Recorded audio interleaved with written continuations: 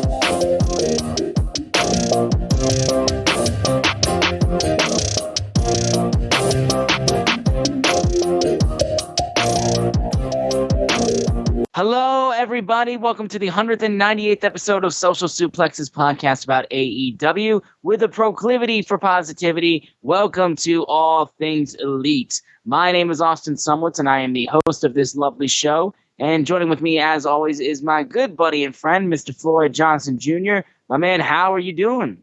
I am doing great. I am happy as a clam. I am just trying to be in a really good place. I tell people, we were just talking about social media and how I just saw a post that's like, hey, anybody getting burnt out on social media? I'm like, for me, that's not possible because I'm a social butterfly. I like to see what everybody's doing. But yeah, I see some people seem to be getting burnt out on the social media quote unquote wars. I guess that's the way to put it. And I'm just like, it's fun to watch. That's all I can say. But in the end, it's just, if it's too much for you, back away. That's all I can say as a person that is self-professed addicted to his phone. I will tell you, because, this physician does not heal thyself. I will tell you, just step away from the phone. I can't. So you should do it for me. Right, exactly. And that the whole reason that we brought that up was because of, and this we won't be on this tangent much long, but like basically Meta just, as we're recording this, like we're recording this right after Dynamite that just aired, but then also Threads, which is the answer to Twitter that's been launched by Meta, aka Facebook, aka Mark Zuckerberg. That just launched, and people are now jumping over and cheering the downfall of Elon Musk and Twitter. We'll see how that goes. But I was just like, yay, we get to learn another social media platform. It's like, which I basically only use for work. So I'm just basically sitting here being like, we'll see if I have to use this for work now. See, I'm old, so I honestly treat my Facebook like Twitter. I think yesterday I posted about not liking coffee that tastes like coffee. And I posted about, it was one of those, get rid of one of these 4th of July foods. And I always get a lot of interaction on Facebook. I get more just consistent interaction on Facebook because I'm old than I do on Twitter. Yeah. I mean, that's the thing. It's like my two ones I used were Twitter and Instagram. And like I slowly moved away from Twitter unless I'm doing like looking at work stuff or wrestling stuff. That's it. Because other than that, nothing. Yeah, Instagram's basically the main one I use just because it's more fun. And most of the time, Twitter. I talk to Tiffany on Twitter, and I talk to you on Twitter, and I talk to Jackie on Twitter. That's what Twitter's for. It's for the people I talk to through Twitter. There's some people that I only message through Twitter. So if like we're out and like I need to text them directly, I literally don't know their number. So it's kind of funny. It's always kind of funny to me because I'm like, I don't know your number. I just hit them up on Twitter. Exactly. Yeah. But yeah, we're going to get into this episode of All Things Elite. We want to apologize real quick again. We were a little bit behind on this because timing just wasn't working out for us. And we're still getting used to trying to figure out when to release new episodes with the addition of Collision and when we're trying to get the timing right. So right now we're recording this right after Dynamite. this could be what we end up doing it as from the going future. We're going to figure that out eventually. But we're basically going to focus mostly on just Dynamite, which just happened, and last week's Collision, and then preview like Rampage and Collision for this upcoming week. But we're going to mention a couple things from the previous Dynamite, but like only the main stuff, because that Dynamite was a bit of a it was one you could honestly, I feel like, maybe pass on.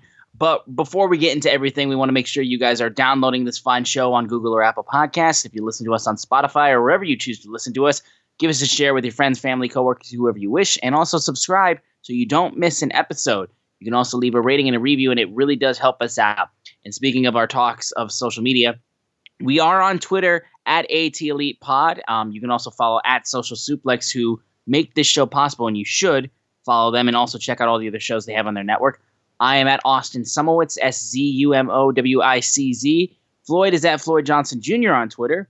And then I'm also at SZoomer4, also on Instagram or whatever else things that you try to find me on. But the big news of the week was the official release of AEW Fight Forever on all gaming platforms, whether it be PC, whether it be Nintendo Switch, Xbox One, Series S, X, PlayStation 4, and PlayStation 5.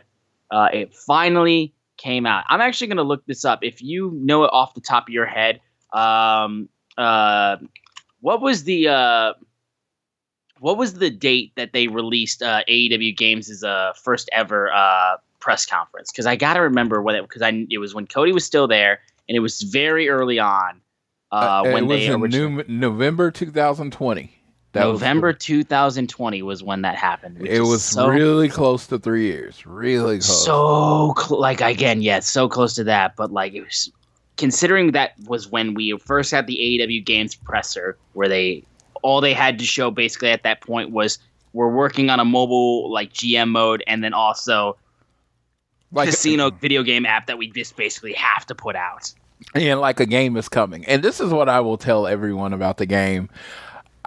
Someone that I know that is really into gaming and stuff, like they play everything, just they look at refresh rate and stuff. They like think about what they said. They said a game was coming.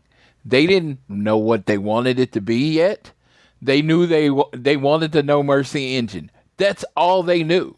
They didn't know they didn't know the roster. They didn't know anything. It was just like, it'd be like someone saying, you know what? I want to build a plane, or I want to build a house, and I want it to look like the Full House house, and that's all they had. So they hadn't had a designer, director, anything like that at the time. It was just like a game is coming, and they kind of had a logo for AEW Games. Getting it, like deciding what you want it to be, getting it developed, ready for all the gaming systems in under 3 years. From the beginning, is actually pretty like really good. Like that's from like creation to game being made is under 3 years. That's actually pretty good. Now the one thing I thought they could have done at the beginning, and this is completely hindsight being 2020, say, hey, the game is coming. It's going to be a while. You know what I mean? Yeah, from the jump. Yeah, just be like, at minimum 2 years. You know what I mean? Say something like that, So people are like, man, this game, me, I was getting frustrated in the amount of games. But I don't know games, right? My Madden comes every year, right? That's what I play every year. That's my yearly game. And generally, I will hear about a game like Harry Potter Legacy, Hogwarts Legacy, which I definitely plan on playing eventually. I was excited about that. I heard about it in like November.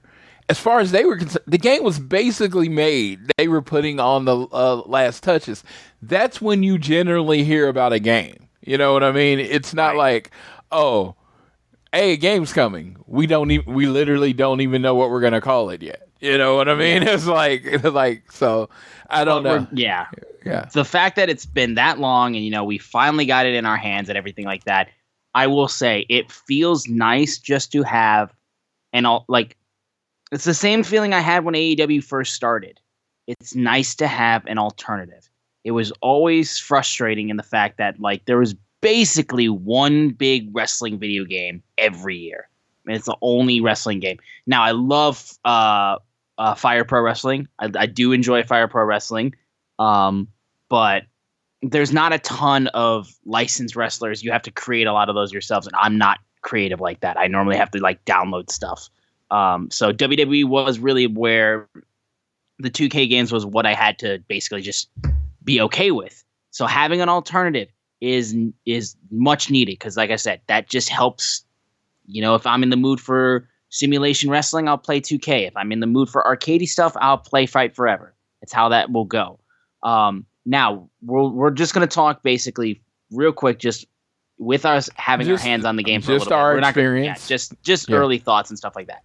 I'm having a lot of fun with it. Yes, the creation suite is incredibly limited. Absolutely. It's one of the more disappointing things about it, but I expect more to be added to it. This, like, from everything that I've heard Kenny Omega talk about it and the way that they've promoted this game is that they are adding to this for the foreseeable future. We will get significant content patches and updates and stuff like that going forward.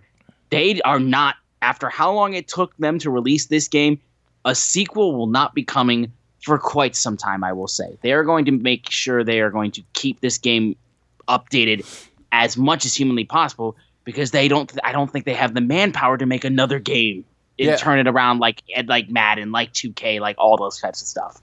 Stadium Stampede apparently is supposed to be like their biggest piece of the game, and it's not even done yet. So exactly. that's supposed to be like a huge interactive piece where you can have up to 30 people wrestling. It seems like it's going to be fun. They're going to, like pretty much everybody on the roster, as many people as they can get are going to be in the game. And it's like, you got the road to elite. I even said this. It was like, this feels like the beginning of a game. It's like, if you've ever played World of Warcraft, which I've probably played it for a total of about 10 to 15 hours, when you buy the game, it is very basic. This is your starter, and then you have the expansions, and then you have the kits. And it feels like AEW is going that line of thinking on their game. So I am looking forward to it. I'm looking forward to if they do a Forbidden Door Stadium, they do Arthur Ashe with the Arthur Ashe. What is they call that in New York? Isn't it just Arthur Ashe Stadium? No, what do they call the event? Grand Slam. Yes. Grand Slam. Yeah, like those different arenas. I'm hoping that happens. Hopefully after All In eventually happens, we have that on there. There's a lot of different things you could want. But let me tell you, as a person that actually played WWF No Mercy when it was released, WWF No Mercy, WWF WrestleMania, or I guess it was WrestleMania 2000, NWO versus the World, WCW versus NWO, WCW NWO World. Those were all of those games. I guess that was the Ukes or whatever family of games. Yeah. Those are my favorite games ever. I love Madden.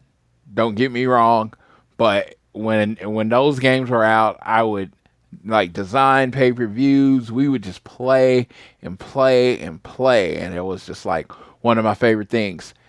The moment I put this game in, the moment I played my first match, because I bought the Elite Edition.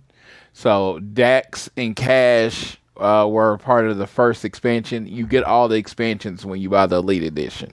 So Dax and Cash came with it. First match I did was Dax versus Johnny Hungy. As soon as I started pressing the buttons, as soon as I started playing the gameplay, I was that age again. I was in the late 90s, early 2000s, and I felt right at home. It is so fun. It is my favorite style of gameplay. I don't want them to change a thing. I mean, dude, I just was and I was good fairly quickly once I adjusted, because when I played it, it was on the N64, so I was reaching for buttons that weren't there, but once I adjusted to the PS5 controller, it was amazing. I went through a road to Elite with Will Hobbs. I created my character, which is always, his name is Chris Anderson, Intense Chris Anderson. I love him. And he's the third member of FTR, just kidding. But no, the first thing I did was I created many other things I did, created my character. And the first thing I noticed is that the creation suite is limited. It is like you can't really make the person look like you unless you look like one of the 8 design faces in there, which is fine. Like face sculpting and that kind of stuff's not there. Yeah, the image uploader, I know people are very upset about. Yeah, and it's just like, again, this was a concept to game in less than 3 years. So they have a ways to go as far as the creation suite. And they might not ever do a community creation suite. You might have to do what we did back in the day. We would have to go online and people would set up and they say, well, if you want this person, use gear number 13 and all that stuff. You have to go look it up that way. But it's like, for the gameplay should be the most important thing of any game. Like, all the extras are great. The gameplay should be, and I think it's the best wrestling gameplay I've ever played. It is my preference. I love the animation on it. I know some people's like, it needs better graphics. I'm not a graphics guy. They look like the wrestlers that I'm wrestling with, so that works for me. I just really enjoy it. Like, out of 10, I'd say 7 out of 10, because I really have to take away for the creation suite. I'm like, the fact that you don't have those face molding options, that really does, it really does take away from it. And even on the road to the elite, apparently as you go through, each road to the elite can be different, but it still feels limited in all the options that you have. I'm not an online gamer, so I would like a more robust story, and I would almost like another, like a create a pay-per-view mode, or almost like a GM mode if they had it. Yeah, from what I've seen with the Road to Elite, each block, which there's 4 blocks, there's Road to All Out, there's Road to Full Gear, there's Road to Revolution, Road to Double or Nothing, and each block has like 3 different stories. So there's 12 like pieces of content basically in the game. And the idea is like, you could get different ones in each run through, but you don't have much control over that, I would say. Like I said, I've enjoyed it. The gameplay is a ton of fun. I have really enjoyed the way that it feels, and getting adjusted to it is it takes some time, but like, it is a lot of fun. My biggest thing, at least as of right now, besides the creation suite, that I really hope, because like I said, they have been talking about that Stadium Stampede mode.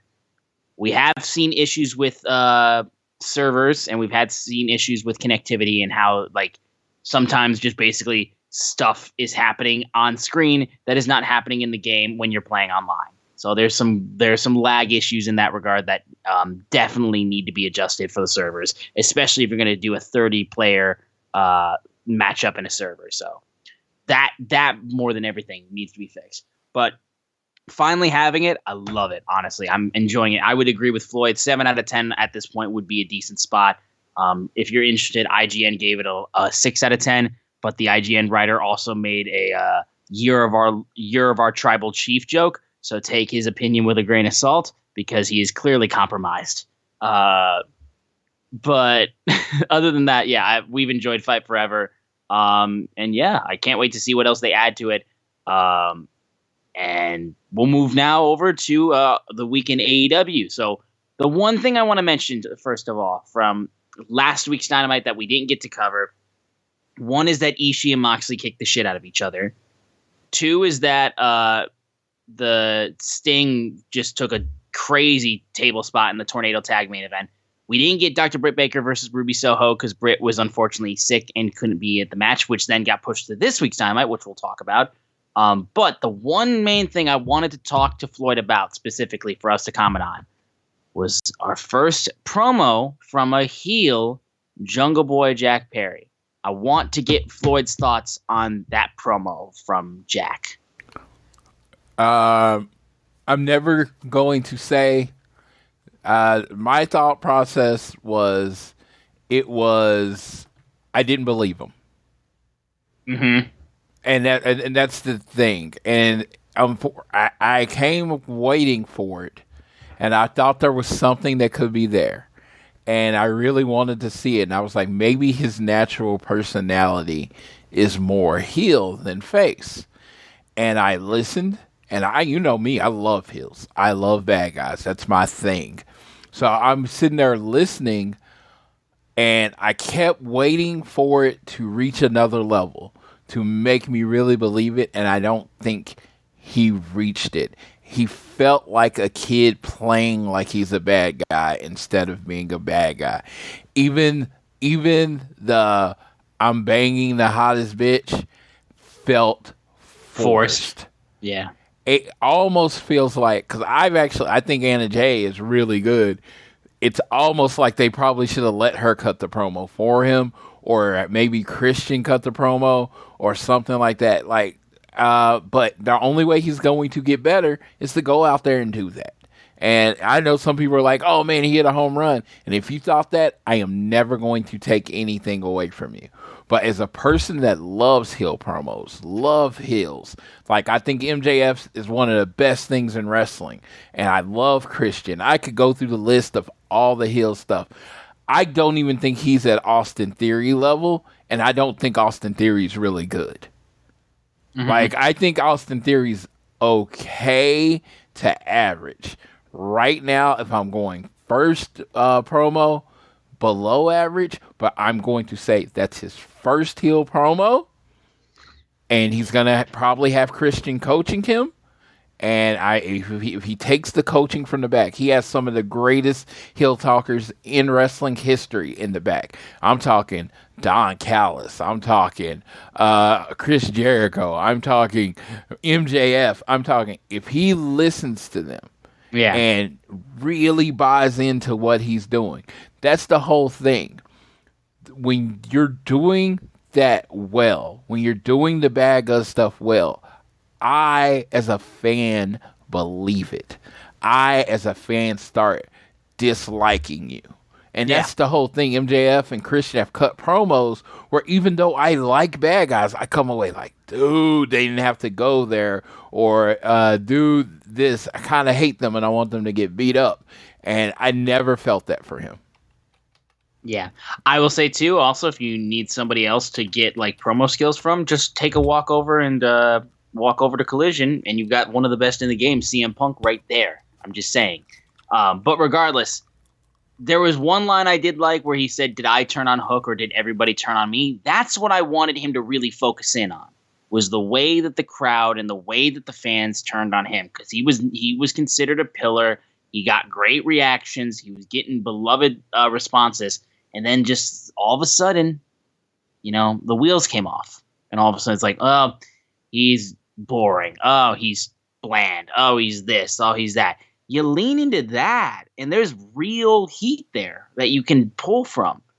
And I just felt like he didn't focus on that part as much. And then, like, when he moved from that point is when he talked about, banging the hottest bitch in the game. And I'm just like, okay. Yeah. See, and that's the whole thing. It's like, I understand why he didn't go the way I thought he could, because it's MJ-ish, but he's like, y'all, like, I always, like, in my head, I had his first promo. I had an idea, and that's my fault, but, like, his first promo, I felt should have been like, you have been treating me like I'm the underdog this whole time. Yeah. I was born in Hollywood. I had a silver spoon in my mouth. I was never the underdog. I was always the favorite. And I felt like you could go from there because he's attractive, he's athletic. He's got so many accolades and reasons why you should hate him. Yes. Like, he can't make me hate him. Yes. All he has to do is describe himself, and I hate him. You know what I mean? And I was just like, I felt like the cadence wasn't there. I mean, like, I'm trying to think on, like, all the reasons I like it, but I've always said I'm a feel person. I didn't feel it. I mean, I was like, oh, that promo happened. And because I started, we do a show, I started trying to listen again and break down all the reasons I didn't like it, and it just comes down to this: I didn't believe you. Mm-hmm. You are, and by every intents and purposes, by what the world decides, you are better than most of the audience, right? Mm-hmm. You are everything that most of the people in the audience want to be. And so it seems like being a heel should be very easy because all you have to do is tell them. And it was just like, even the "I'm banging the hottest bitch" was like, I'm stuck on that line because it sounded terrible. You get to have sex with Anna Jay, and I didn't even believe that. Yeah. Like, dude. The jungle boy is still in the boy, you gotta, like, kick us in the face and tell us you're a jungle man. Yeah, it's like, dude, I believed he was with Anna Jay until the moment he said he was with Anna Jay, and I'm like, are they really together? I don't think they're really together. Dude, he got the most heat when he posted the announcement picture that they were together. That's when he got the most heat, was just posting a picture of them two together and being hot and attractive and making out with each other. And then all of a sudden he got so much heat.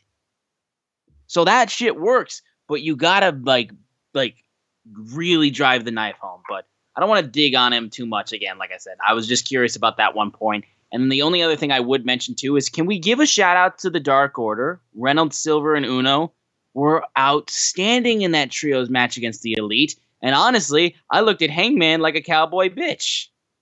Like, these guys are upset about you leaving them high and dry. And you're like, I can't hurt you. It's like, motherfucker, fight.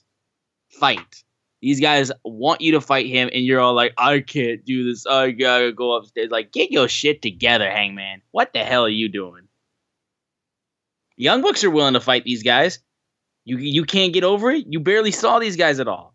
You kept your damn distance. You can't fight these guys? Come on. And Uno and Reynolds and Silver did outstanding. I just gotta say, you don't get to see the Dark Order do much at all, but they really took this opportunity and they did a damn good job of it. I know the Dark Order is a dead franchise and a dead faction, honestly, but they did a damn good job, I have to mention. So the Dark Order, yeah, they were amazing. And this is what it comes down to. Hangman calls the Dark Orders his friends, but he doesn't respect his friends as wrestlers. Like, that's it. And like, if he thought his friends could wrestle, if he thought he respected them as wrestlers, hey, he'd win with them, he'd lose with them, he'd call them. But he tried to protect them. You can't handle the Blackpool Combat Club. You're not good enough for the Blackpool Combat Club. And he went to his better friends. The crazy part is, when he went to find his better friends, their first match together, they lost. For real. So the Dark Order's like, dude, you ran to them because they were supposed to help you, and you lost. So why are they better than us? And it's like, Hangman's kind of a dick. Hangman is kind of a dick.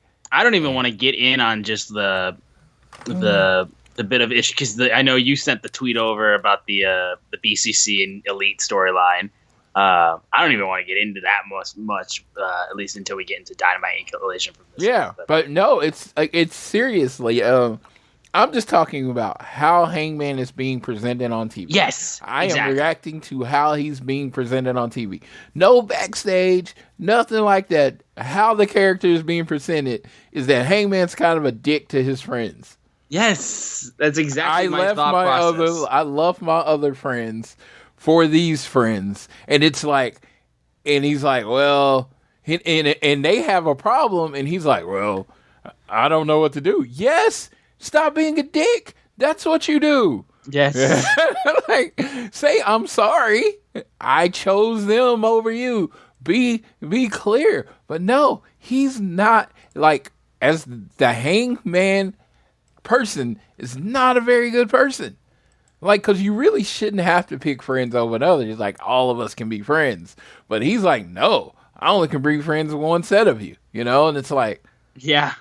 Oh, I know you were there for me when they didn't want me, but yeah, now I'm going back. It's like I'm going to use a dating example. It's like when you break up with a girl and then you find a rebound, right? And the rebound's there for you, and she cooks for you, and she cleans for you. Then your old girl says, I want you back, and you're like, Oh, my bad. It's not even like it's like I want. It's not even like your old girl was like I want you back. It's like you saw your old girl actually doing some stuff, and you were like I want to get back with her. She's all of a sudden popping. No matter when you go back to the old girl, the new girl is not going to understand. Yes, and you are a dick. You might be doing what's best for you, but you're still a dick. So Hangman is still a dick. It's so funny because I felt like at some point he could have been like the top babyface in the company, and he's not booked into oblivion. He's still, I mean, people still pop for him and everything, but it's just like he doesn't feel as hot anymore, and it's just that's what I'm saying, dude. And again, if we are genuinely trying to build to this like mega feud between the Elite and CMFTR, like, listen, CMFTR have to be the heels. So I need Hangman to be presented in a way that is like likable and doesn't make him look like a prick. Because that's all I thought about was just like, dude, like you can solve this whole thing and like make peace with the Dark Order and all that kind of stuff. But like they have every reason to be pissed off on you and you're not making it better. It's just straight up. Yeah, I need CM Punk and FTR to be the bad guys, and people hate him, and the Bucks and Hangman to be the good guys. This whole system with the Dark Order is making Hangman not look like a good guy, so they need to fix it. Yeah, but that's all we'll really leave on last week's Dynamite. Now, getting into Collision from this past week, again, it was an all right episode of Collision, I would say, but they haven't done the best, I will say firmly, of like giving people reasons who like people who watch Collision to tune in the next week. You know what I mean? I think me and Floyd both agree on that, where it's like, you know, like for me at least, I'm excited because I know what we're building towards with that whole Owen Hart tournament, especially what got confirmed on last week's episode with the main event match.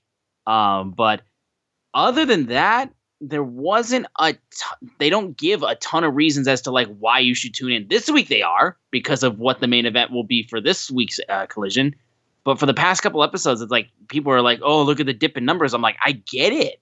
Because like, look, just the fact that CM Punk's on it isn't going to be the whole driving factor of the show. When I talk about wrestling growing up, I can talk about a few matches in the 80s and the early 90s that I remember. But I can tell you all about the storylines that I remember growing up. You know, like Sting being a horseman, Luger being a horseman for a little while, and then Wyndham eventually, and then the fallout with Ole and Magnum TA and the Midnight Rider. I could talk about storylines all life. And it's like people love pro wrestling. I completely agree with Dax when I read that he said that today. But the problem is, pro wrestling, when it's perfect, is a soap opera and a sport, right? Mm-hmm. I don't feel like there's a lot of soap opera on Collision right now. It feels like it's just a sport. I don't get the soap, and we need a little more soap. And again, I was very honest on the worst way that the first episode of Dynamite can end was with CM Punk, just winning. And then the second episode when they lost, I was like, man, that should have been the first episode. And unfortunately, the ratings are falling right now. And of course, they're building a brand. They're building a Saturday Night brand, and I'm hoping they can get back. But the worst thing you can do as a fan, this is not me talking as an expert. I don't run TV. I've never worked in TV. This is what I'm talking about. As me talking about other fans. Make it where people don't feel the need to watch it that day. Yes. And dude, you'll understand. Like, all my wrestling fans I knew watched it week 1, right? And I saw the sentiment go away in week 2. Like, we had a group chat, and it was on fire week 1. Week 2, barely anyone there. Week 3, not a single post.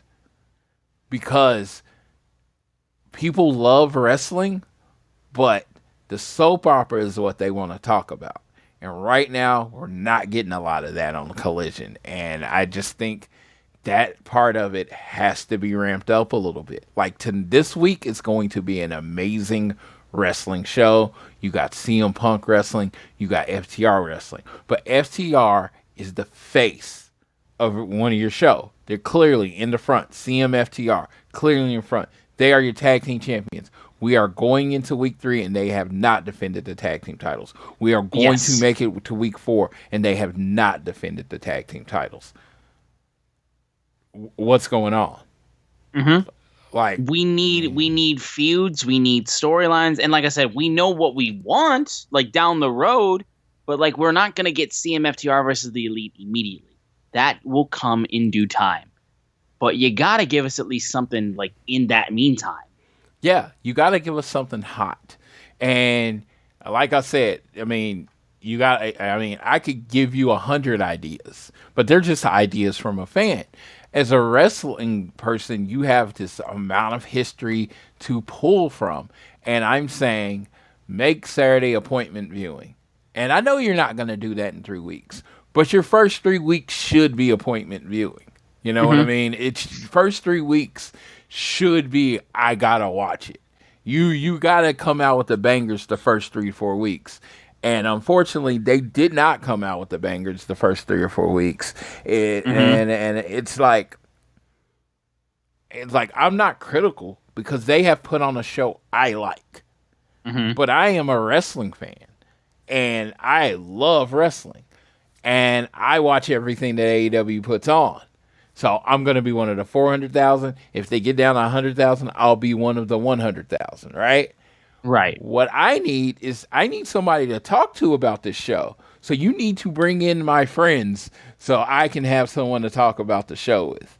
And yeah, I don't think the first 3 weeks have been anything but a really good wrestling show. And somebody might get they might say, what do you mean it's just a good wrestling show? I don't remember the last time just being a good wrestling show has drew anybody. ROH got sold, and every week it was a good wrestling show.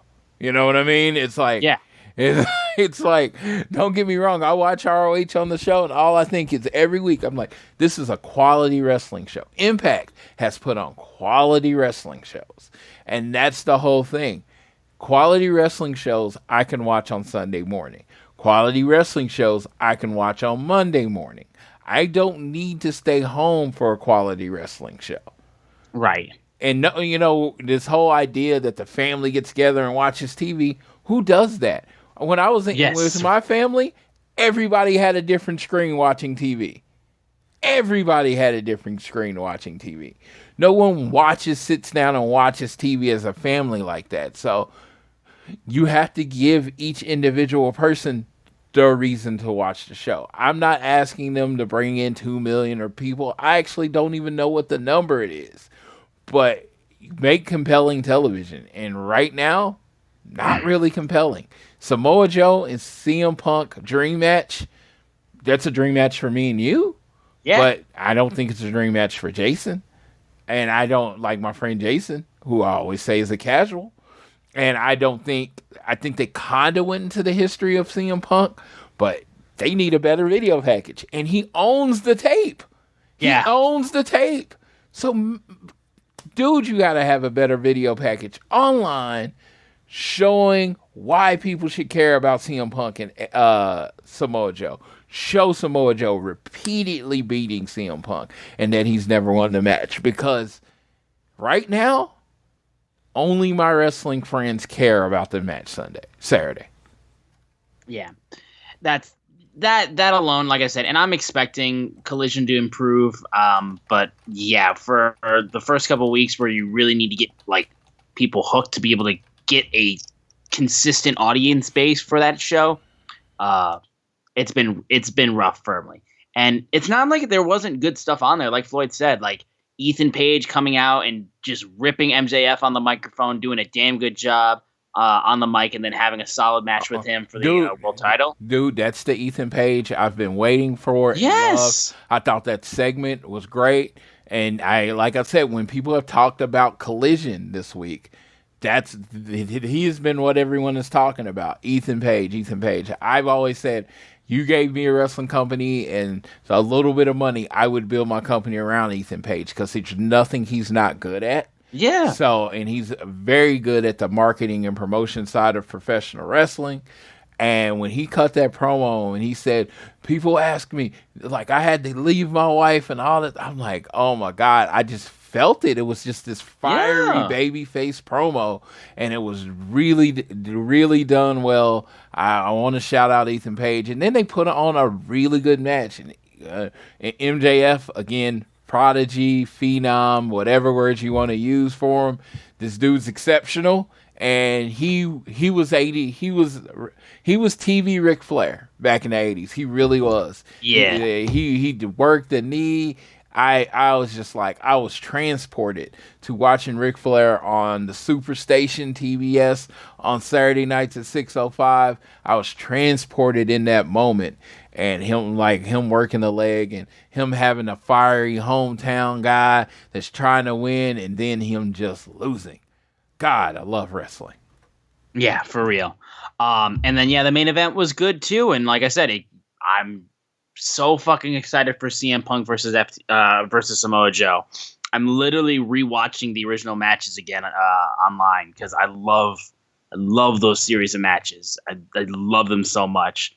But yeah, I'm just hoping basically Collision gives like even more reasons to watch because like what they've got basically planned for this upcoming episode is solid, but I'm just waiting for the heat and the reason to care. This Collision episode should have a special name. It should have some kind of, this is Collision whatever, because you have all your major stars of Collision working this weekend, wrestling this week. So it should have like a special draw name to get people to let them know this is a big episode. You know what I mean? It's like, or they do the for some reason it keeps escaping me, but like Grand Slam or Spring Break. This should be like Collision. Great American Bash or whatever. I know that's not a name they can use. I'm just throwing out a name that designed to get people to, stay home this weekend. Like I won't even be watching Collision live this weekend. I'm out of town. I won't even be watching live. But you should give everybody at home reason to watch live. Yeah, absolutely. We'll move over now though to talking about Dynamite, which just aired from Edmonton. I saw Floyd's tweet about this, and I love it too. Darby Allin has basically become the king motivator backstage because before the opening match between Limitless Keith Lee and Swerve Strickland versus Darby Allin and Orange Cassidy, Darby basically goes like, "Look, I know you don't want to team up with Swerve, but look. You were one of the most dominant champions here. If you feel like you've been lost in the shuffle since you guys lost the tag titles, do something about it. Even if you have to win this match 2-on-1, pull your head out of your ass and take this seriously, or you can just sit on the apron and cry about it. And I'll see what Keith Lee ends up showing up." To which Keith Lee responded with, "Ballsy. Stupid, but ballsy." Like, yes. Like, I loved that. I loved how they used that.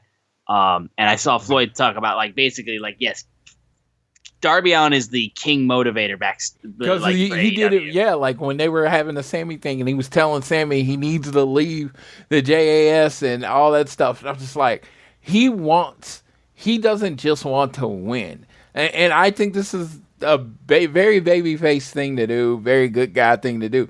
He doesn't want to win. He wants you at your best, and he wants to wrestle you at your best, and he wants to beat you at your best. He doesn't want the sad, blah, blah version. He wants the pissed off, angry, best version of you. So when he beats you, he beats someone. And that's what he did with Keith Lee. He was like, dude, you know what? You're not things. And he said everything every wrestling fan was thinking about Keith Lee. He went to gray hair. He did this. It sounded like he was I don't know anyone's personal life as far as his. It felt like he was going through something, like an identity crisis. He didn't know who Keith Lee was after he broke up with Swerve in Our Glory. And tonight when he took that Grizzly Magnum and put it right on Orange Cassidy's chest. I was like, okay. And tossed Darby Allin halfway across the ring. And I was like, this dude is special. This is Keith Lee. This is the guy I think could be the AEW champion one day. And he reminded me, and it didn't really need Darby's promo, but you saw the fire in him again that seemed to be gone for a few months. No, I loved it, honestly. This opening match was great. I especially loved how Swerve, accidentally hit Keith Lee, but then did it again. And I'm like, okay, at some point this stops becoming an accident. You are just actively trying to beat up everybody. But regardless, though, because of that, Swerve and Keith Lee were breaking down, and then Orange Cassidy proceeded to hit a diving DDT on Swerve Strickland. Last Supper on Swerve by Darby, and Darby and Orange Cassidy advanced in the Blind Eliminator Tag Team Tournament, which is what took place here. And honestly, though, it was a hell of a start. I thought everybody in this match was outstanding. And like I said, these guys all together are like in my top 10, I feel like, of AEW guys currently, I feel like, because they are all so freaking good. And I'm glad to see Keith Lee be able to do stuff like we know he can, and just really captivate an audience, because no one can do it like he can. And it's just so cool to be like Floyd said, Darby seemed to have legitimately woken something up in him, and he just decided, I'm gonna let loose, and it was great. And it was also cool to see the little Nick Wayne package where they did confirm he has turned 18, and Darby Allin has helped him get a contract with AEW, so he'll be actually making his AEW debut next week on Dynamite. So I'm excited to see how that goes, as he'll take on Swerve Strickland. Swerve. And hearing Darby vouch for him too was always it makes you want to root for the guy too. Swerve is so smooth. Some of those moves today was so I know. Cool. When he went off of Keith Lee's back and then did the kick, and even the moves that he hits, it's just dude, it looks effortless, even though it requires a ton of effort. It is so not a lot of people can wrestle cool. You know what I mean? Wrestling is a very, gymnastic, athletic sport. You can look tough. You can look tough. You can look athletic.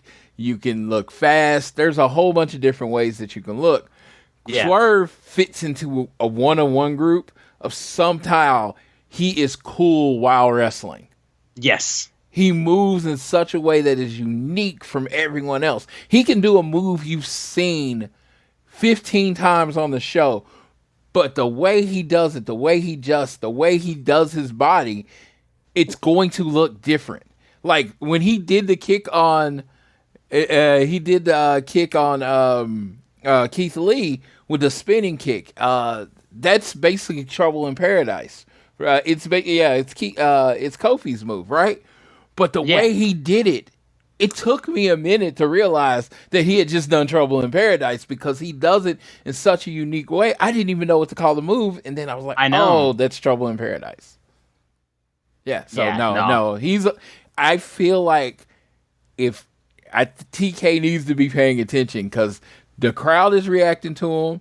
It's Swerve's house, and he felt like he was always good, but I feel like his wrestling, his performances have leveled up over the last 6 months. Yeah, absolutely. Jungle Boy got chased off then again by Hook trying to kick his ass as he tried to hide once again in his car. And again, like I said, this was a smaller promo, but he's I'm not some thug from New York, Hook. If you want to handle this, we're going to do it in the ring like professionals, and I'm going to TK to demand a FTW title match. He gets jumped and then immediately jumps back into his car and runs off. Again, I'm waiting for another full straight up promo from Jungle Boy before I go continue on his promo abilities or stuff like that. I don't even want to continue down it at this point. So you know what we need from Jungle Boy right now? And it changed Mick Foley's career. We need to sit down with Jim Ross. There it is. Pre-record it. They can edit it. They can stop it. They can do multiple takes. They need to sit down, and I don't care if it takes 20 hours. Get it right. reintroduce who this new Jack Perry is, because it's important that you reintroduce this new Jack Perry right. You show his motivation, show who he really is, get past the Jungle Boy thing, and really sit down and show his motivation. You got Rampage, if you want to do it on there. You could even do it as just like a section of on the AEW YouTube and put it out that way. It just you have to get it right. And also too, I will say firmly, that's what I feel like that's what also JR should be doing at this point. I think commentary wise, like I'm okay if he doesn't commentate again, because he really doesn't have anything else to prove. But he's so good at like those personal stories, like in being attached to him. So those backstage interviews, like sit down interviews, like he does shine in those. And I want to see, I think what Floyd's offering is something that could really help, ironically, both guys. Yeah, it gives Jim Ross a spot. It reestablished Jungle Boy as the heel. I don't know if he needs someone to write it for him. I don't know what he needs to do, but I think a good 5-10 minute segment or whatever, or break it up over the show. Right now, that's what he needs. He's not really great live on the mic right now, and I think he can get there. I am not a person that's gonna say somebody is irredeemably bad ever. I think everybody, if you try hard enough, you can improve. And it has to become, because even Jungle Boy said, I never cared about promos. I never wanted to be a great promo. It was all about the in-ring work. And when he cuts a promo, you can tell that fact. Yeah. So, slow it down for him. Let him tell his story. Establish who this new Jungle Boy is. Tell me why you're better than Hook. Tell me why you deserve the FTW title. Tell me why you're going to be the guy, and make me believe it. Yeah, for real. The Acclaimed had a decent, just a quick little match against the Blade and the Bollywood Boys, and then got called out by Haley Cameron from QTV, basically, saying that they were going to do a thing next week. And yeah, I mean, that there wasn't really much else to add to that. This was just kind of there, I would say. But what I do want to mention is, can we also give a shout out to our boy Eddie Kingston? He beat Kenta for the New Japan Strong Openweight Championship in Tokyo at the Independence Day show. And that dude was an emotional wreck after that. He said, a guy who's watched New Japan when he was 14 years old and finally got to wrestle in Japan, wrestle for New Japan in Tokyo, and won the New Japan Strong Openweight title off of Kenta. Like, he was getting hugged by one of his best friends in Homicide as well after the fact. And it was amazing. Like, just seeing Eddie Kingston that happy made me just feel for him so much. So people have thought, I was gonna say, people have thought his career was over multiple times. I know. From that moment of having to sell his wrestling boots to pay rent. I mean, that's a story. You hear stories like that in wrestling all the time. But to cut a promo in at an indie and literally don't know where your next paycheck's coming from, and you cut a promo on Cody, and from that promo, it's like, oh God, Eddie Kingston's really good at this. Let's bring you in for a match. Oh, we're gonna bring you in for one match. Oh, they bring him in for one match against Cody. He cuts an amazing promo. And then they have a match. By the end of the year, he was literally main eventing a pay-per-view. Think about that. Mm-hmm. He didn't have a job. By the end of the year, he was main eventing pay-per-views. By the end of pandemic, he was main eventing a pay-per-view.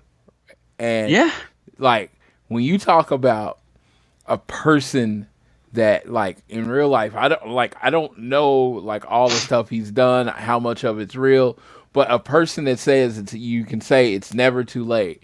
No matter how far you can get down, you can always come back. You look at Eddie Kingston, he is a motivator. Don't give up on your dreams. Keep trying.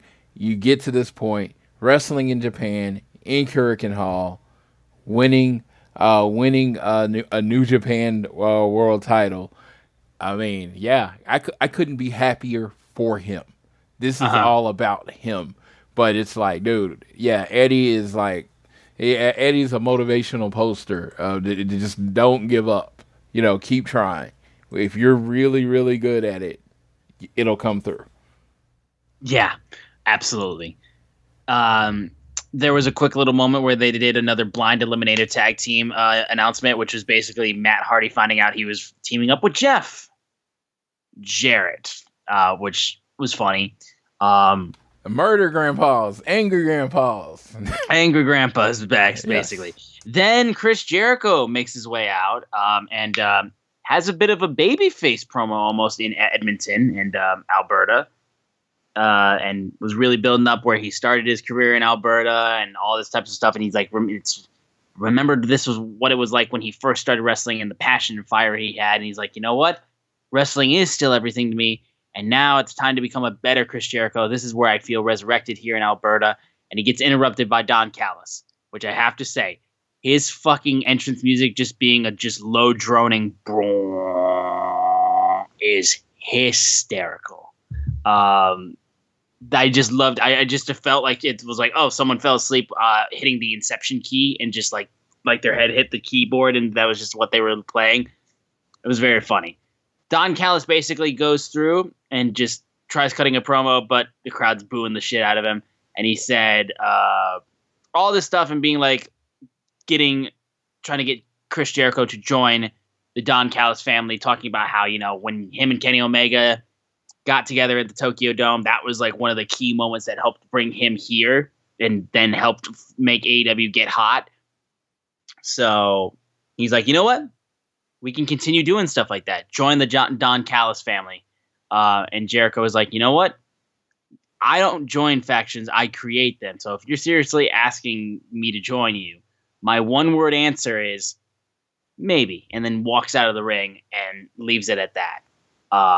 This was a solid segment. I thought it was a good bit of work there. And it's interesting at least to see like where it's going to go. Because Don Callis has heat there. That cannot be denied. But obviously the heat stems from what happened at Detroit, what happened at Double or Nothing with him and Kenny Omega. And it's just kind of like we're waiting for that point where we can really just dig into that heat between those two guys and then get the whole thing. And of course, we're getting blood and guts at the TD Garden, which will definitely add to that for sure. But the idea of Jericho being involved in this as well is intriguing, and I'm wondering what they decide to do with it. But I thought this was a good segment. Yeah, and I'm very intrigued on who else is going to be a member of the Don Callis family. Like, if they're going to try to go a tag team, if people are going to turn.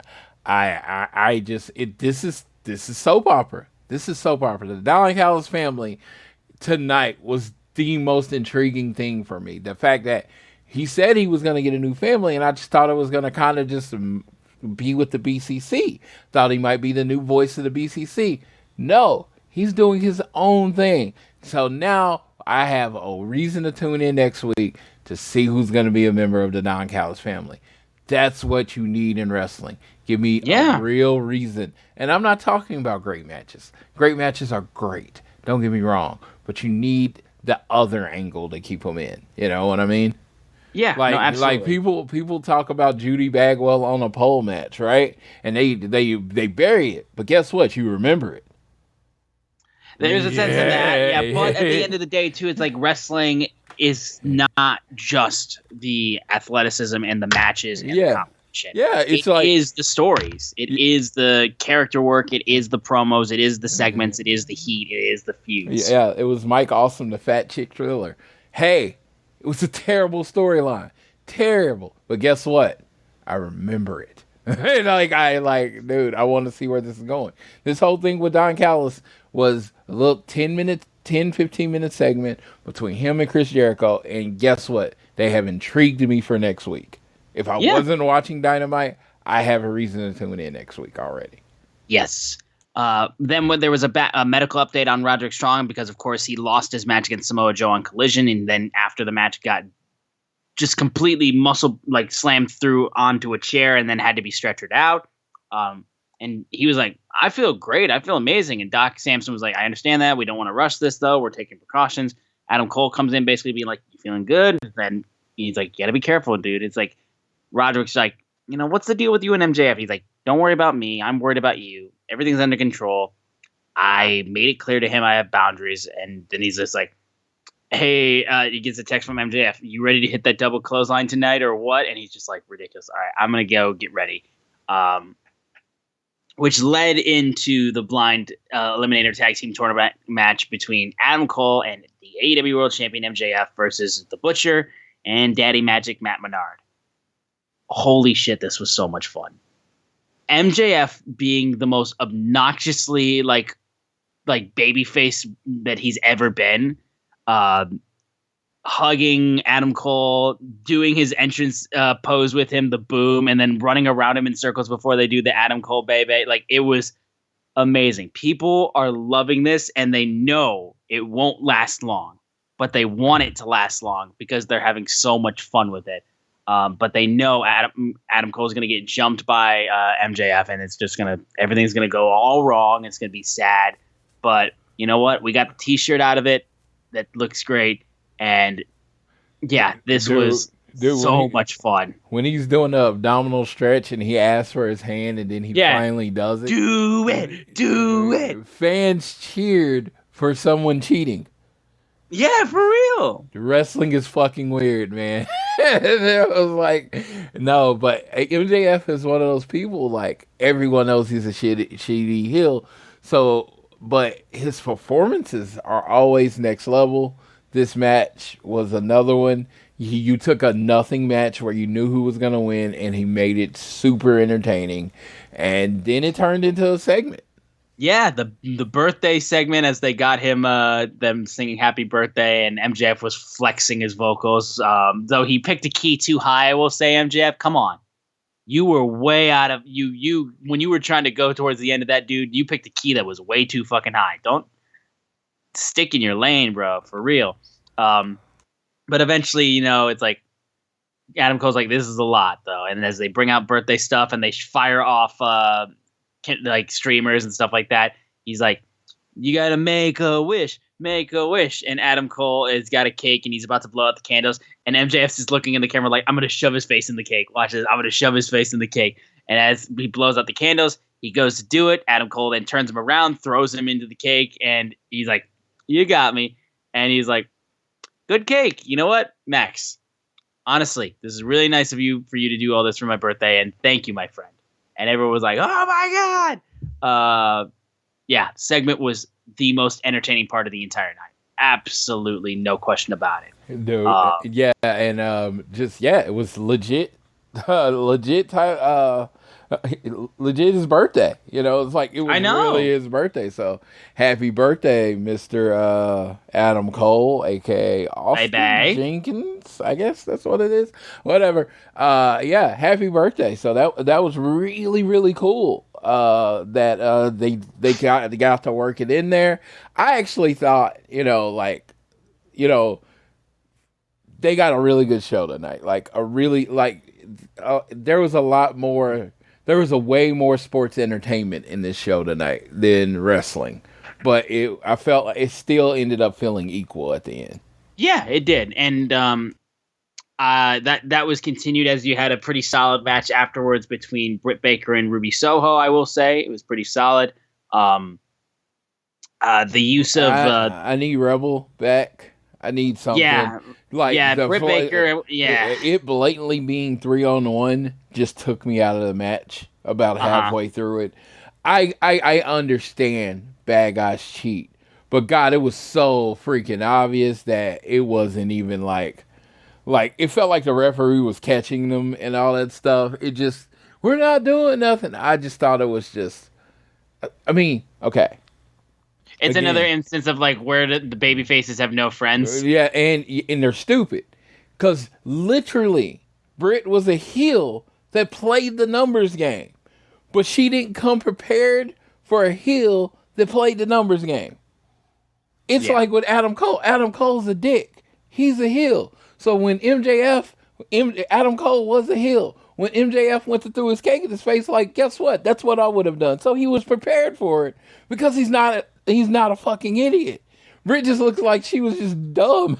This case, because I'm like, good Lord, you're just getting 3-on-1. This is literally your gimmick for the last 2 years. Did you forget? I don't. Like I said, I don't know. I want it, like, whether Ruby won or not. It's not the result. It's just that this kind of stuff, when it's just this blatant, can take people out of the storyline. Like me, I remember about halfway through the match, around the fourth time they cheated, I just started looking at my phone and I was just waiting for Ruby to win. Yeah, I understand that for sure. It's just babyface logic, and it's always just it's wrestling. It's wrestling. It's going to be wrestling. It's just something that's always going to bother me and not bother anyone else as much as it bothers me. But I hate the babyfaces having no friends. It's like everybody in the fucking locker room should hate this group. So everybody should be willing to fight with you. But no, somehow you're about there by yourself. Yeah. But anyways, we will then just move over to the main event, which was Kenny Omega versus Wheeler Yuta, and damn good match. Yuta and Omega really laid it out against each other, and it's interesting just to see Kenny Omega be as good as he is right now, but like he's had like 2 singles losses recently, like that, in such a short amount of time too. And Yuta was doing a damn good work of just really avoiding Kenny and just trying to dodge the V trigger as much as he could. Then when Don Callis then proceeded to run out near that, though, after he tried to get the seatbelt for another victory on him, but he kicked out of it and then hit a V trigger. Don Callis is held back by security. Takeshita then sneaks up behind him and hits him with a blue thunder bomb. And then that's when Yuta was able to do a little splash, and Kenny still kicked out, but then Omega hit the one-winged angel, and that's when Claudio he got the victory there. But then he got jumped again. So this match was big for Kenny Omega to finally get a singles win, because he'd already lost 2 prior. He lost the Will Ospreay one, and then he lost, I can't remember the other one off the top of my head. He gets jumped by Claudio, and that's when Takeshita and them are going after him. He didn't. I don't think he lost the singles match. I just think he took the pin in the arena, Anarchy in the Arena. I'm pretty sure he lost one more singles match before that. I could be wrong, at least. I'd have to take a look at that. Because as far as I knew, he had only wrestled like 2 or 3 singles matches all year. So, like, right. I know until like 2 of the 3 were against, Will Ospreay. Let's see, matches. No, he lost. He lost the cage match in Detroit. Yeah, John Moxley defeats Kenny Omega. Yeah, so those were the 2 singles matches he's lost in the span of a month. Yeah, the cage match kind of blended with Anarchy Arena. A little bit, yes. A little bit. Yeah, so no. I'm completely wrong. I'm not saying I'm not wrong. But in my brain, they just kind of blended together. But yeah. But as Takeshita and Claudio are jumping them, that's when the Young Bucks and Hangman come down, and they even up the odds. They hit the BTE trigger. They were running through it as quickly as possible because, God, this show went over. Like, it went over on time, and they had to rush. So much so that, like, one of the final spots of the show didn't even get on TV for a lot of people because they were running so low on time. And that was when they had Hangman looking to hit Claudio with the steel chair. And that's when the Dark Order ran and pulled the chair out of Hangman's hands. And that's what the final moment of the show was beforehand. So, Hangman, make amends with your friends and say you fucked up. Otherwise, they're going to be like, hey, fuck you. You've pissed them off. So, it was a good finish, but they ran over, and I'd like to think that the birthday segment went over, because I always like to think that like similar to the This Is Your Life segment for WWE, the fun stuff just got too much fun and ran over on time, and that's what caused them to be like I think it was like literally 10:03, 10:04, 4 minutes over by the time they finally went off the air. They could have very much cut time from that Brit match in the like I said, at some point it was just like, when are they going to cheat again? Well, or just the fact that, again, like I said, the Acclaimed were just there to be there. Like, they fought the Blade and the anyways. Like, I think the Blade is Canadian, right? I believe so. So I think they just wanted to. I get that. Yeah. Like with Spears and Ethan, they wanted to get everybody a chance to work at home. So I get that. So yeah. But it was a solid end to Dynamite, I will say. We're just waiting for the heat to really kick in for some of these feuds, honestly. But we do got a lot to look forward to, I will say, for moving forward. For Rampage, it's going to be the 100th episode of Rampage. We get 2 blind eliminator tag matches. And it's Brian Cage and Big Bill versus Trent Beretta and Matt Sydal. Good to see Sydal back on TV. Brian Cage and Big Bill. I've been clamoring for a big man tag team in AEW, like a giant dominant tag team. So I'm hoping Big Bill and Brian Cage can do that. I like literally, I just want them to run through the match. I want them to win in 2 minutes. For real. You then have, of course, Jeff Jarrett and Matt Hardy versus Sammy Guevara and Daniel Garcia. Jericho basically was like, hey, you guys can't be under my wings forever. This can be your moment to kind of prove, how you guys can be leaders and stick out on your own and all that. Yeah, so Jericho pulled a Hangman. I got offered a better opportunity. So now you're on your own. Go fly. Be on your own. You don't need me. Be free. You don't need me. Yeah, exactly. Okay. Yeah. I got offered something better. Yeah. And then you get Hikaru Shida versus Marina Shafir, and then they're doing the Bucks and Hangman versus the Dark Order again. So I hope something's different. I mean, this is going to be a great match, but I'm hoping the Dark Order does something, dark. Yeah, or they just straight up win the match. Yes. But yeah, and then for Collision on Saturday, we're gonna have another tag team match. It'll be FTR versus Bullet Club Gold, Juice Robinson and Jay White. So if they win, it's a championship eliminator match. If they win, they get a future title shot. Then you have the semifinal matches for the Owen Hart Foundation tournament. Willow Nightingale versus Athena. Absolute Ricky Starks versus Powerhouse Hobbs. And CM Punk versus Samoa Joe. So there's stuff to watch, but we're feeling the effects coming off of Forbidden Door for sure. Like, we were on a high, and now we're just we're in a cool down period. It really does feel like, I will say. But it doesn't matter because I get Joe and CM Punk again. And finally, Punk will win against Samoa Joe for the rectifying the losses he's had all those years ago in Ring of Honor. I'll finally have CM Punk winning a match against Samoa Joe, maybe with some shenanigans, because this man's going to turn heel so fucking fast when he faces Ricky Starks. Yeah, I'm looking forward to this and what this leads to, how he beats Samoa Joe. Not like him beating Samoa Joe is great. How he beats Samoa Joe is going to tell you everything that you need to do. FTR versus Bullet Club Gold. I mean, I never want FTR to lose. But, I think they need something. You do want them to defend the titles, though. Yeah, I do. I think you need something to make this feud a little bit more interesting. So maybe losing? I don't know. Best tag team in the world, that kind of thing. I'm looking at everything, and it just looks like a really loaded episode of Collision, and it's just it needs extra attention over the next 2 days to let everybody know that this is a new big episode of Collision, what it means to AEW. I mean, what do you mean to each of the people on it? That there's stakes in every match. There's stakes in every match that's announced for Collision right now.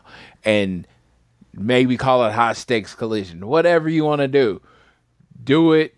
Get people watching.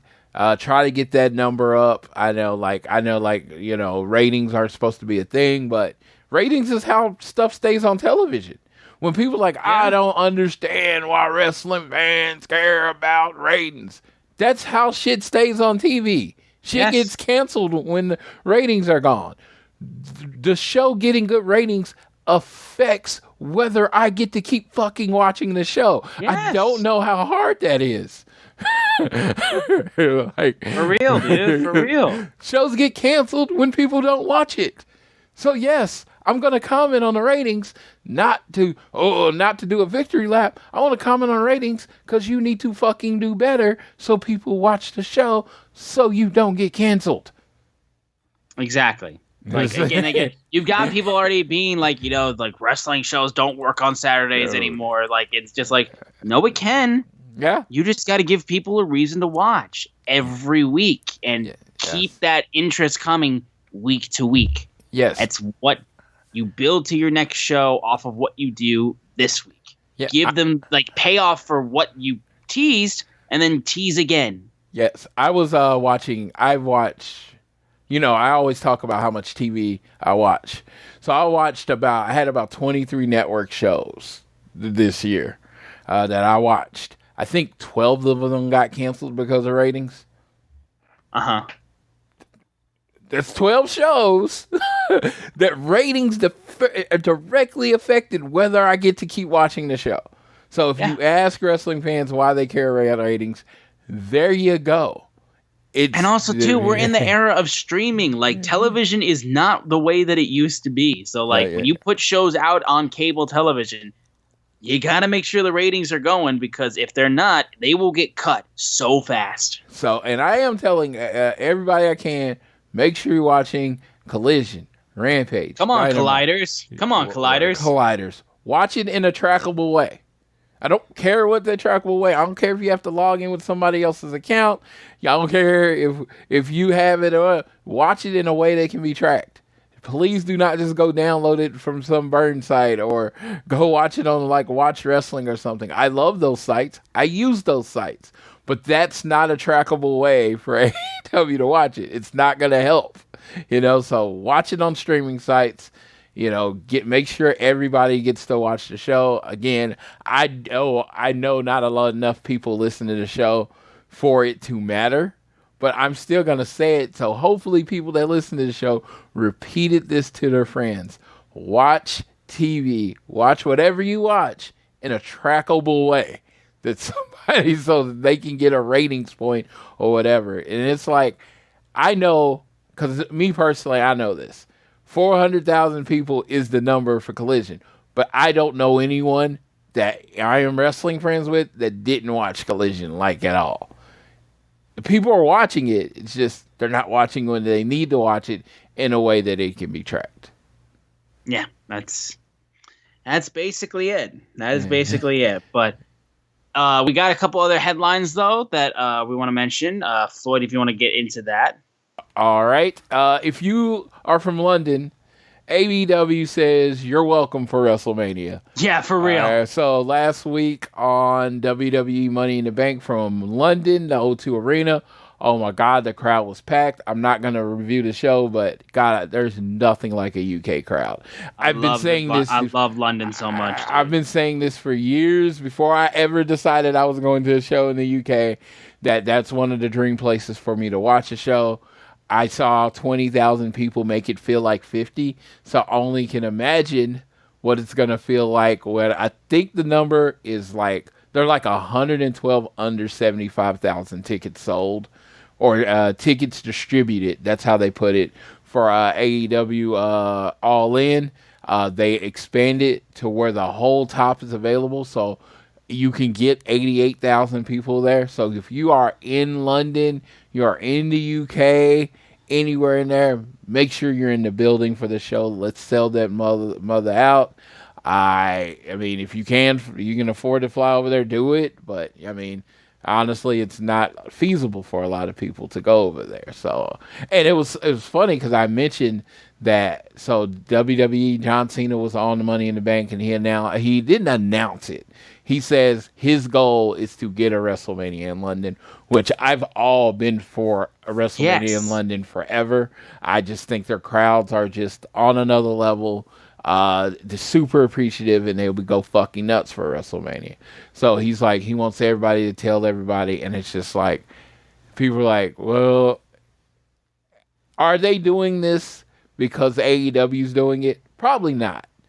I think what's happening is AEW was a proof of concept.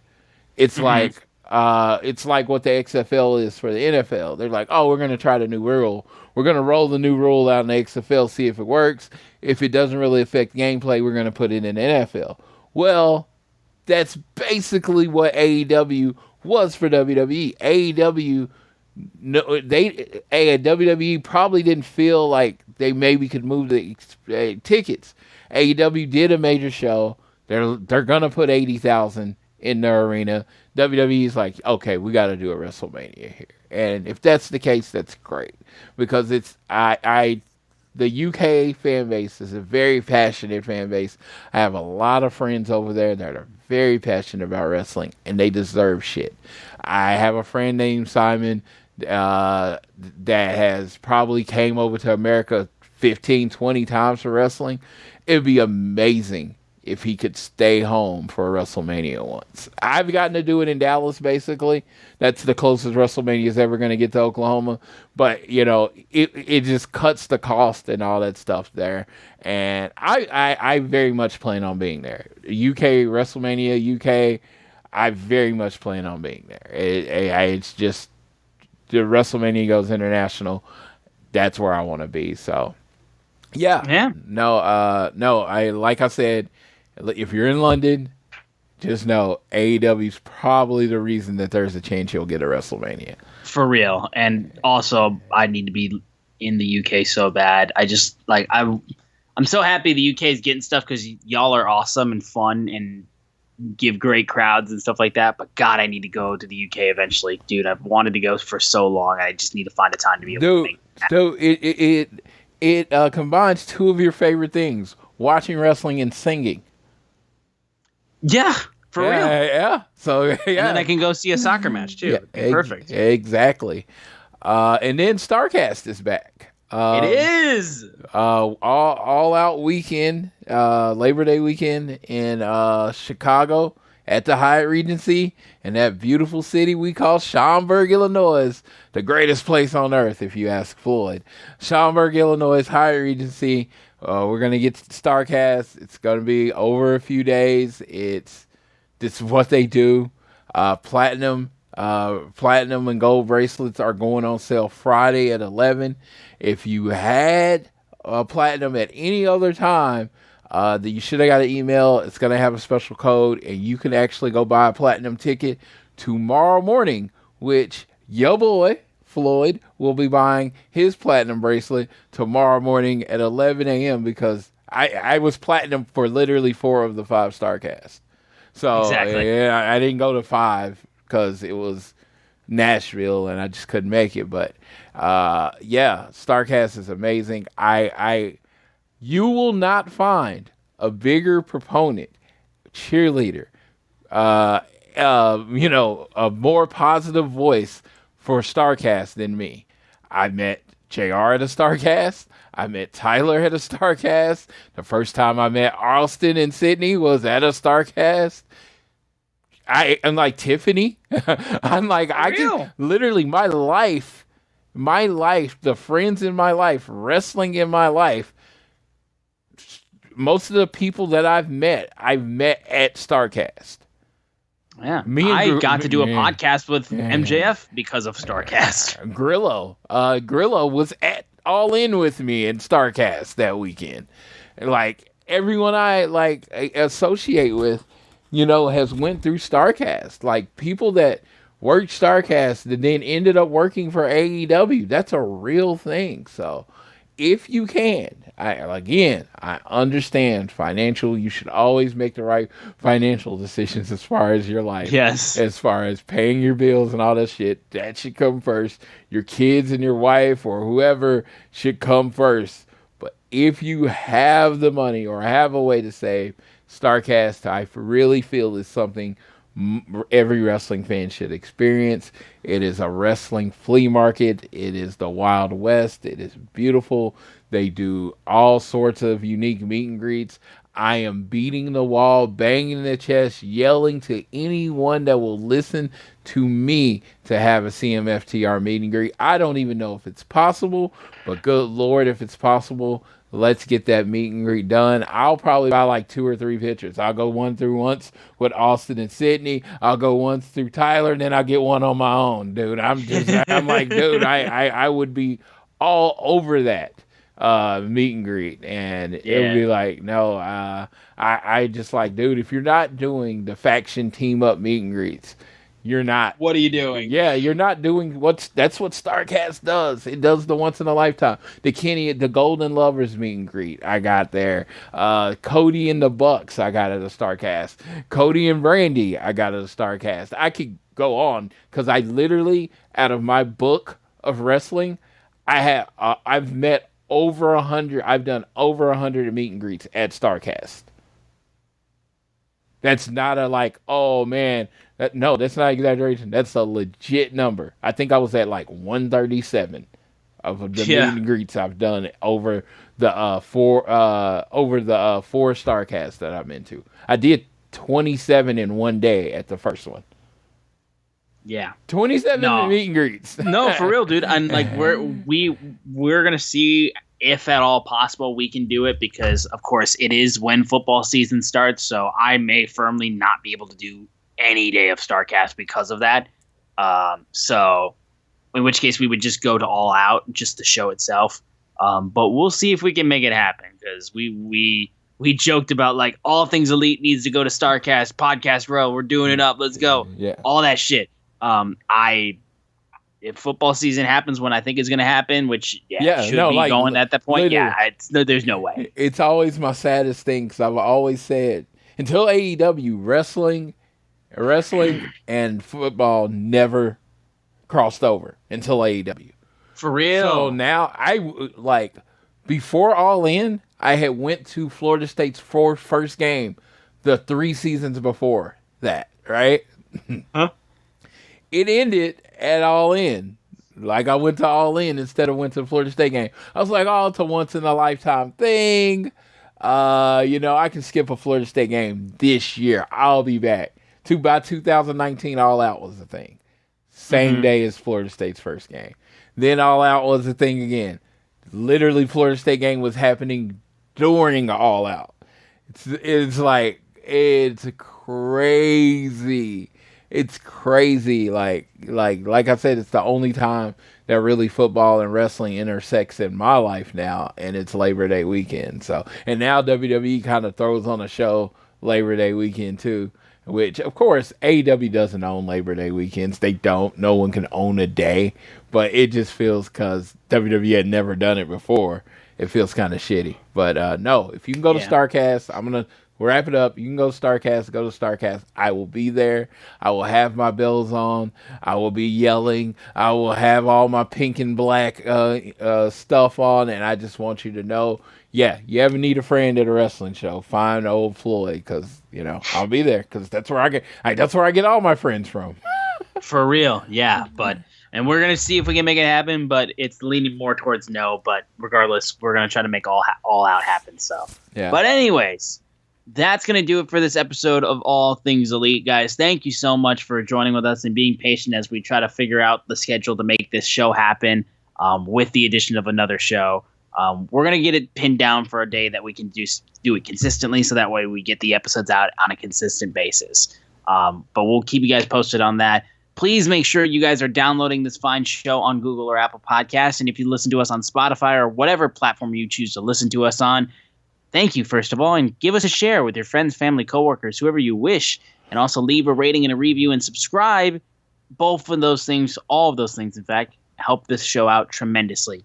On Twitter, we are at ATElitePod, at Social Suplex. Make this show possible, so give them a follow and a listen to any of their other shows. All of them are enjoyable. You will not be disappointed. I am at Austin Sumowitz, SZUMOWICZ. Floyd is at Floyd Johnson Jr. on Twitter. And I am going to rewatch CM Punk versus Samoa Joe. All 3 matches. I'm going to rewatch those matches leading up to Collision. Shout out to my fellow Colliders. And I will let Floyd take us out on this episode of All Things Elite. Take us home. All right. Thank you, everyone that listens, downloads the show. We appreciate you all. Shout out to Jackie. I always say hi to her because I know she's listening. Be nice to people. Social media is social media. Again, I've said this before and I will repeat it. It's a tool. Tools can be used for good. Tools can be used for bad. I'd say use it for good. Just be nice to people. Tell them that if you haven't seen them post in a while, tell them that you miss them. Tell them that you love them. Tell them that their posts or days make you smile or whatever. But just be a positive light out there in this world. Like I said, you may not be able to change the world, but you can change a life. And sometimes all it does to do that, to give somebody a smile, is a comment. So I will leave you with that. And what I always leave you with, whether it is home, work, or school, always do your best to be elite.